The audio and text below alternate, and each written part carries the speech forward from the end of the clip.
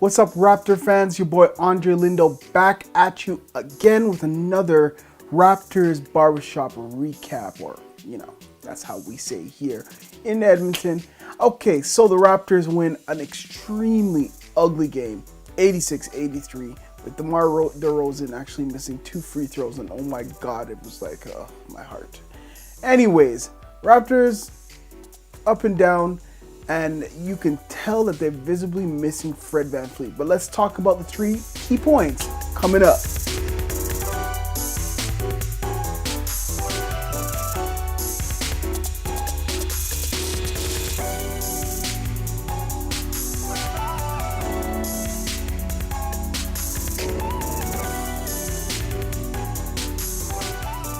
So the Raptors played the San Antonio Spurs. The San Antonio Spurs are actually missing a few key players. Manu Ginobili is injured, and Kawhi Leonard, like one of the top 5 NBA players in the NBA today, and they were missing both of them. So Raptors played an up and down game, very, very bad offensively, but defensively they were doing very well. But they finally improved to 31-13, getting this much closer to Boston. Boston has a few games on them, but I never fear the Raptors are going to win the East for the first time ever, and I can't wait just to stick it in those fans' faces. Ugh. Anyways, so let's get to the 3 key points. So key point number 1, Raptors rebounding. My gosh, like, we knew that the Raptors had a rebounding problem from the start of the season, with bigs that just could not rebound. Our best rebounder was Kyle Lowry and Jonas Valanciunas, and you can't play Jonas in the 4th quarter unless it's playing this type of game. But man, oh man, the Raptors allowed 17 offensive rebounds for the Spurs. Now, why am I talking about this? The Spurs were so offensively challenged, yet they almost beat the Raptors today. And it was sad to see that the Raptors just allowed they gave the Spurs so much opportunity to come back in this game every single time. Every time the Raptors would go on a run, they'd allow them back. Rebounding just wasn't for them today. It was like Aldridge was on the glass, Pau Gasol, Forbes, all those guys were just out rebounding and out hustling the Raptors. And you could clearly see the Raptors are way better than the Spurs at this moment. Yet defensively and rebounding, just they weren't there. We also saw that the length of the Spurs it really bothered Demar. Demar doesn't have great games when he plays against teams with so much length. And he got his points, his 21 points or whatnot, but it bothered him a lot. Hence why I don't want to see Milwaukee in the first round of the playoffs, because that's the longest team in the world, okay? They just long.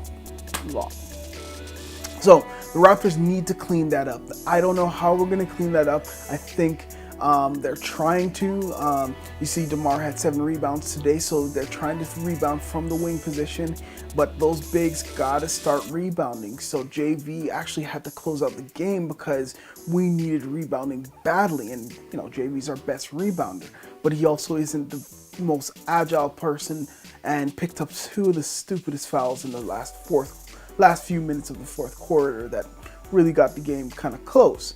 But nevertheless, the Raptors did play an okay game, but the rebounding needs to get cleaned up. Key point number 2. Now, a lot of people have been talking about JV and if we should trade him or not. And you know what? I was one of those proponents that I don't think we should trade him, but I criticized him a lot. But today was his game. This is the type of game that JV strives in. And I have him as my player of the game. JV was the player of the game in my mind with 15 points and 11 rebounds. He got really timely rebounds. Played great defense on LaMarcus Aldridge. Aldridge did not play very well. He finally started to come out on long jumpers, especially on Aldridge. Maybe because Aldridge is maybe as slow as JV, but it was amazing seeing him come out so far and finally, moving on those switches. But it was great seeing him out there and finally contributing in his style of game, because slowing down the offense and the defense, that's the type of game that JV strives in. And he got very timely key buckets, key rebounds to keep the Raptors ahead of the Spurs. And every time, you know, the Raptors needed a point, they went actually to JV and he would get 1 or 2 buckets, and that's how the game was just starting to progress. JV's defense on LaMarcus Aldridge was actually very, very good. I'm so impressed with it. Yeah, he got burned a few times, and there was other times where he just wasn't in the play properly and or getting messed up with switches. But nevertheless, we needed him, and that's why he played the fourth quarter, because that's normally the time where he's sitting and chilling and eating his tacos or whatever. But this fourth quarter, they needed JV, they needed their big man, because he was the only one that could rebound. He had 4 offensive rebounds, which was pretty good, and you know, grabbing the other defensive rebounds. But we got to tighten up that rebounding.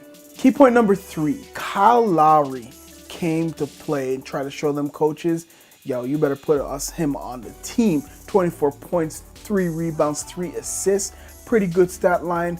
Unfortunately, you know, we would love to see the assist level to go up a little bit higher. Kyle came to play. There were stretches where he was resting a lot and the Raptors were just struggling.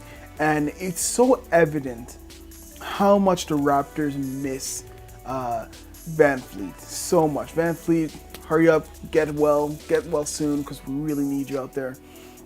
Not saying Wright isn't a capable backup. It's just that there's certain things, intangibles, that Van Fleet does. You know, he would have bothered DeJounte Murray so much off the dribble. Even though Wright, great long defender, but when it comes to certain crunch time situations, he just was not taking care of the ball with two timely turnovers in that fourth quarter. And I just, you know, I'm disappointed, but he is young. But Van Fleet, I think they're around the same age, but Van Fleet is very poised and knows what he's doing. So I hope he comes back soon, because it would be really great so that Lowry can get a little bit more rest out there. But nevertheless, good game by Lowry. Okay, so a couple other points. Norman Powell continues to struggle. Not sure what's going on with him. Maybe he's making a little too much money on the piano. But he is struggling. He just forces shots. He forces layups. He misses so many, and he's messing up defensive cues.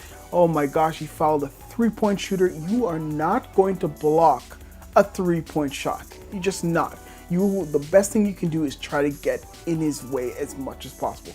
But to foul a 3-point shooter, come on. And he wasn't even a good 3-point shooter. So Powell, really hope he starts to pick it up.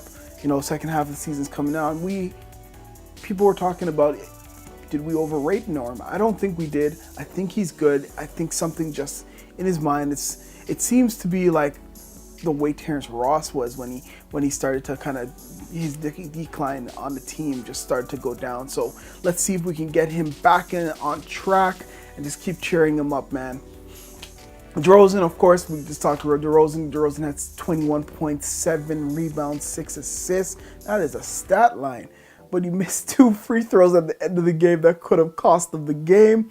I'm just proud that the Raptors, that he did some great, he played some great offense and got the win for the Raptors. Okay, so next up is tomorrow. We're going to see a game tomorrow. Andrew Wiggins. We're going to play him, the nice Canadian boy that I wish could come to the Raptors, but I know politics, you know, politics and money and all that kind of stuff. But nevertheless, we want to see Andrew Wiggins play. Oh, Karl Anthony Towns, Jimmy Butler. Oh my God, that team is stacked. It's just that they play like 90 minutes a game. Raptors can beat them. So, see you guys here tomorrow. Raptors versus Timberwolves. I believe it's the same 7 p.m. start in Minnesota. Anyways, guys, thanks for watching. Like, share, subscribe. Oh, and question of the game.